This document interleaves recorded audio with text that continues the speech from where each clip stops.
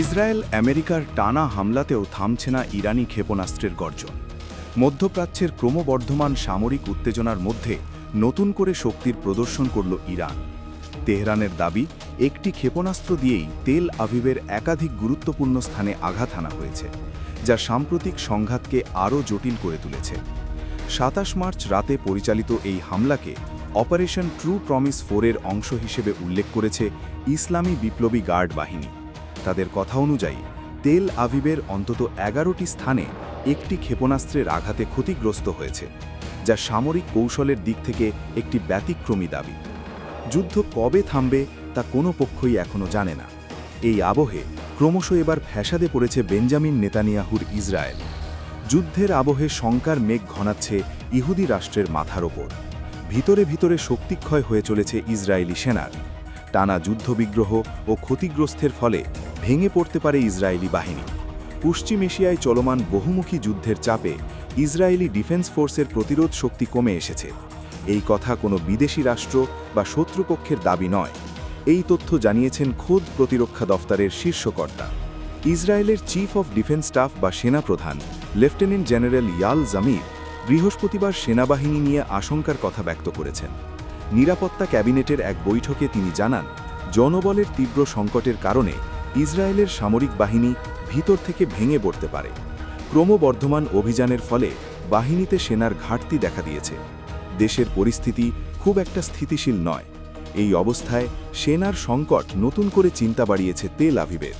Times of ইসরায়েলের এক প্রতিবেদনে বলা হয়েছে, নিরাপত্তা নিয়ে মন্ত্রিসভার একটি বৈঠকে ইহুদি সেনাবাহিনীর হাঁড়ির হাল নিয়ে উদ্বেগ প্রকাশ করেছেন জামির।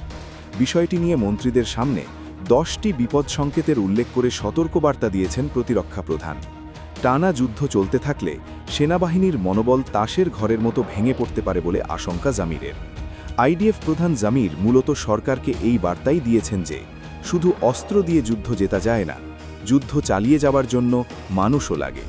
ক্রমাগত যুদ্ধের কারণে সেনাদের উপর যে মানসিক ও শারীরিক চাপ তৈরি হচ্ছে তা আর সামলানো সম্ভব হচ্ছে না বলে এক প্রকার হাত তুলে নিয়েছেন ইসরায়েলের প্রতিরক্ষা প্রধান। ইসরায়েলের প্রতিরক্ষা মন্ত্রকের একটি সূত্র বলছে, বর্তমানে আইডিএফে প্রায় 12,000 সৈন্যের ঘাটতি রয়েছে। এর মধ্যে অন্তত 7,000 জন সরাসরি কমব্যাট বা যুদ্ধক্ষেত্রে লড়াই করার মতো সেনা সদস্য। বহু রিজার্ভ সেনাকে ইতিমধ্যে 6 থেকে 7 বার তলব করা হয়েছে। দীর্ঘমেয়াদী যুদ্ধের কারণে নিয়মিত বাহিনীর পাশাপাশি রিজার্ভ বাহিনীর কাঠামোও ভেঙে পড়ার উপক্রম হয়েছে।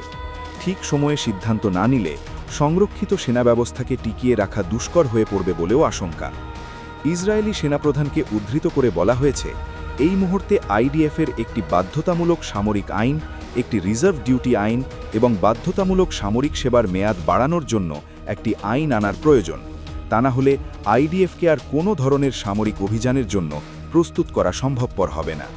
সৈন্য সংখ্যা না বৃদ্ধি করলে অচিরেই ইহুদি বাহিনীর রিজার্ভ ব্যবস্থাটিও ধসে পড়বে।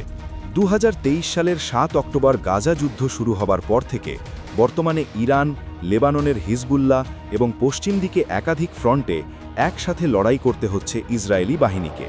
সন্ত্রাসবাদীদের বিরুদ্ধে অভিযান চালাতে গিয়ে পাল্টা পাটকেল ধেয়ে আসছে তাদের দিকেও। এছাড়া আল্ট্রা অর্থোডক্স ইহুদিদের সেনাবাহিনীতে যোগদান নিয়ে ইসরায়েলের অভ্যন্তরীণ রাজনীতিতেও চরম অস্থিরতা চলছে, যা এই সংকটকে আরও প্রকট করে তুলেছে। গাজার ঘটনার জন্য মোট 7টি ফ্রন্টে লড়াইয়ের মুখে পড়েছে ইহুদি ফৌজ। গাজা যুদ্ধে হামাসের পাশে দাঁড়িয়ে ইসরায়েলে হামলা চালায় লেবাননের হিজবুল্লাহ এবং ইয়েমেনের হুথি। এছাড়া পর্দার আড়ালে থেকে তাদের হাতিয়ার, গোলাবারুদ এবং গোয়েন্দা তথ্য দিয়ে সমর্থন জুগিয়ে যাচ্ছিল ইরান। ইরানের দিক থেকে সরাসরি ড্রোন ও ক্ষেপণাস্ত্র হামলার ঝুঁকি রয়েছে। সরাসরি স্থলযুদ্ধ এবং তীব্র রকেট হামলা হতে পারে গাজা ও লেবাননের দিক থেকে।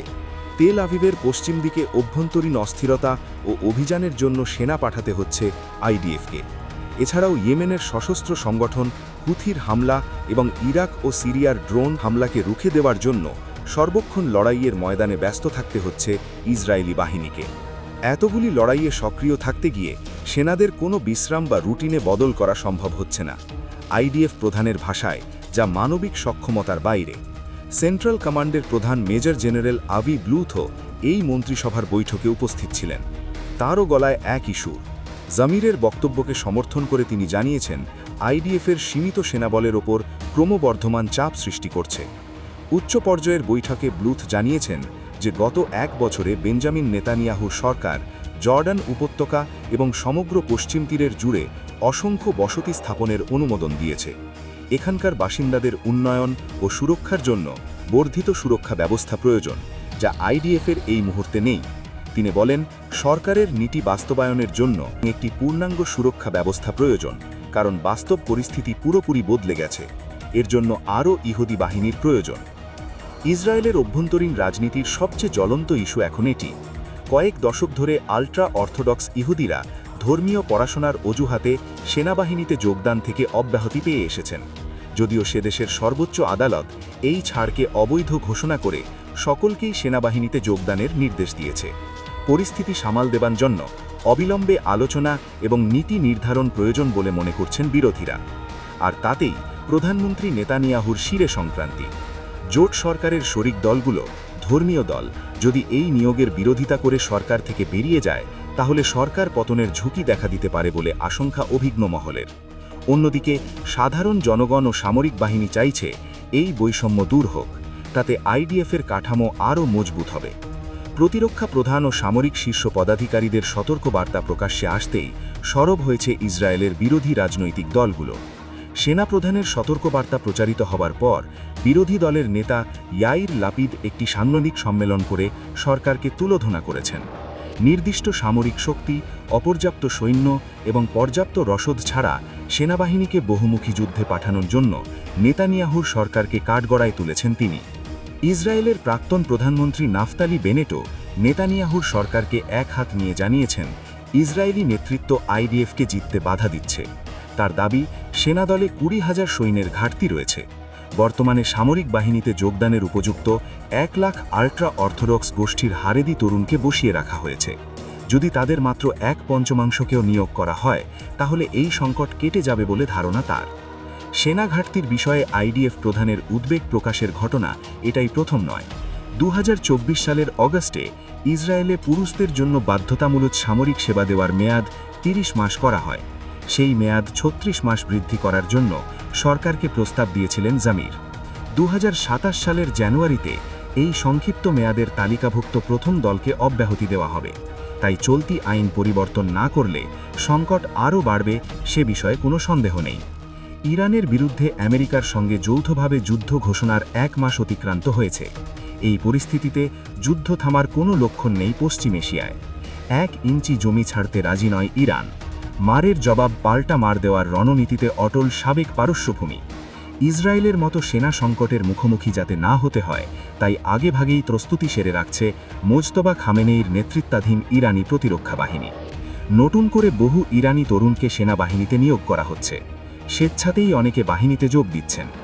ইরানের সংবাদ সংস্থার দাবি, যুদ্ধে যোগ দেবার জন্য এবং আমেরিকার বিরুদ্ধে লড়াইয়ের জন্য দেশের তরুণ প্রজন্মের মধ্যে বাড়তি উৎসাহ চোখে পড়ছে। ইরানের এই পদক্ষেপ থেকে পরিষ্কার, হাল ছাড়তে নারাজ তেহরান। সর্বোচ্চ নেতা মুজতবা খামেনেই সব রকম পরিস্থিতির জন্যই প্রস্তুত থাকছেন। ইরানের সঙ্গে সংঘাতের আবহে পশ্চিম এশিয়ায় সেনা মোতায়েন বৃদ্ধি করেছে আমেরিকা। আমেরিকার সেনাবাহিনী ইরানের ভিতরে ঢুকে হামলা করতে পারে আশঙ্কা করে প্রস্তুতি সেরে রাখছে তেহরান। উত্তেজনা প্রশমনের জন্য আমেরিকার সঙ্গে আলোচনার দরজা খুলে রাখার পাশাপাশি বড় সংঘাতের ঘর গুছাতে শুরু করেছে ইরানি প্রতিরক্ষা বাহিনী। এই পরিস্থিতিতে ইসরায়েলের সেনার সংকট নতুন করে কপালে চিন্তার ভাঁজ ফেলে দিয়েছে প্রধানমন্ত্রী নেতানিয়াহুর। শুক্রবারও ইসরায়েলের বিরুদ্ধে নতুন করে ক্ষেপণাস্ত্র হামলা শুরু করেছে ইরান। ছোড়া হচ্ছে মাঝারি ও দূরপাল্লার একাধিক ক্ষেপণাস্ত্র এবং ড্রোন। ব্যুরো রিপোর্ট, আর+ নিউজ।